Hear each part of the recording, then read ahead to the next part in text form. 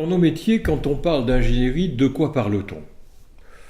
L'ingénierie, l'ingénium, le fait de créer un dispositif, une construction, cela est communément partagé. Mais il nous faut être un petit peu plus précis. On entend par ingénierie, dans les domaines de la formation, de la gestion ou de la production des compétences, la conception, la mise en place, la conduite de dispositifs qui visent à produire un effet qui relève de l'univers savoir, de l'univers compétences. Soyons plus précis dans cette première recherche de précision. Un dispositif, c'est quoi? C'est un ensemble de pièces, soit empruntées à la situation, soit apportées dans la situation, qui, reliées entre elles, visent à produire un effet, je reviens sur cet effet, qui est un effet de appropriation de savoir, de maîtrise de compétences, d'intervention, de meilleure utilisation d'un outillage, etc. Mais le dispositif en tant que tel n'a de sens que par rapport à l'utilité envisagée. Effet, utilité, dont les manuels méthodologiques tirent quelquefois les notions de but et d'objectif à des fins pratiques. Mais le fond de l'affaire, c'est l'utilité, disons, l'usage et par ailleurs les effets attendus. C'est cela qui va nous permettre de poser, déposer, organiser les différentes pièces du dispositif dans une situation donnée. Donc quand on parle d'ingénierie de formation en général, c'est la mise en place d'un dispositif simple ou complexe qui va permettre de produire un effet attendu. Alors l'image la plus simple, c'est d'ailleurs là-dessus que l'ingénierie de formation s'est construite, c'est celle du programme. On va dire, le programme de formation est un dispositif, oui, c'est un dispositif à la fois complexe, mais un peu réduit, parce qu'il n'y a pas que l'agencement, disons, des cours proposés par les enseignants qui conduisent à un effet de meilleure maîtrise des savoirs et des compétences. Il y a d'autres éléments qui jouent, l'accès à des ressources, bibliothèques, l'accès à des entreprises, l'accès à des professionnels, la confrontation et l'interaction avec d'autres jeunes en formation dans des disciplines voisines, etc., etc. Mais c'est la forme première, la plus simple qui soit, c'est le programme. Dans le domaine de la formation professionnelle, et cela depuis maintenant plus de 40 ans, cette méthodologie s'est construite, s'est affinée. On pourrait dire que aujourd'hui, mais là je prends vraiment un raccourci et j'oublie des étapes en disant ce que je vais dire, on pourrait dire aujourd'hui que l'ingénierie de la formation et ou de la production des compétences, c'est la science, entre guillemets, au sens, disons, de pratique maîtrisée, c'est la science des formats. Des formats de quoi? Des formats de dispositifs. De dispositifs qui vont permettre, disons, d'accéder à ces savoirs ou à ces compétences dont nous parlions.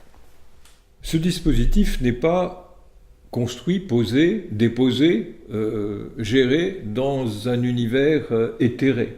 Il va vivre et se déplier dans un univers socialement déterminé, économiquement construit. Il va donc être affecté par cet environnement, cette situation d'ensemble. Même on peut dire qu'il va être plus qu'affecté, il va quelquefois être construit en utilisant des éléments qui sont présents dans la situation et qui trouvent une nouvelle utilité dans le dispositif. L'élément situationnel est donc quelque chose d'extrêmement important. L'ingénierie n'est pas, dans la conception qui est la mienne, une réponse uniquement technique. Elle a été, hélas, quelquefois, ramenée à l'ensemble des technologies que l'on est susceptible d'utiliser dans le domaine de la formation. C'est vraiment une version, une représentation très technique, voire socialement peu utile. Telle que nous la pensons et nous la proposons, elle est construction sociale dans une situation donnée pour permettre cet accès au savoir, aux compétences dont nous avons déjà parlé. Au cas où je n'aurais pas été clair dans ma présentation de ce qu'est l'ingénierie, de ce qu'est un dispositif, de ce qu'est un usage ou des utilités, de ce qu'est un effet, du rapport à la situation, je vous propose de prendre un exemple tout simple dans la vie ordinaire, la vie de tous les jours, la vie de chacun de nous.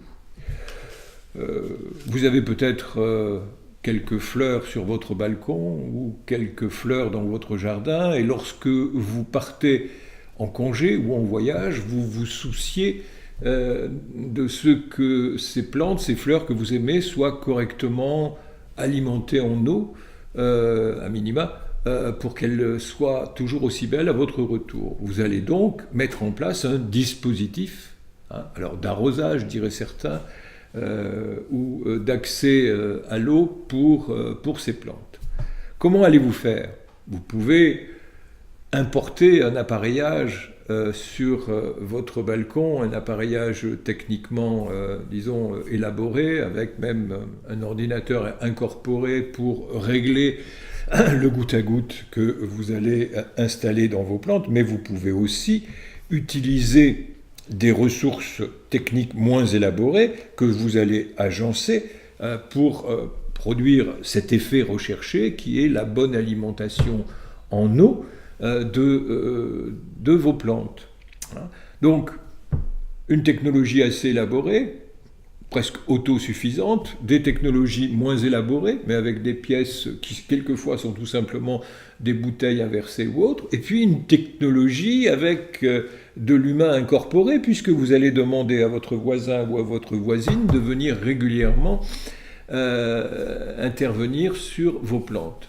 Alors, ce propos peut vous paraître anodin et banal, il ne l'est pas du tout. C'est une manière de vous montrer, de souligner qu'un dispositif, ça n'est pas uniquement un appareillage technique, et un appareillage technique très élaboré.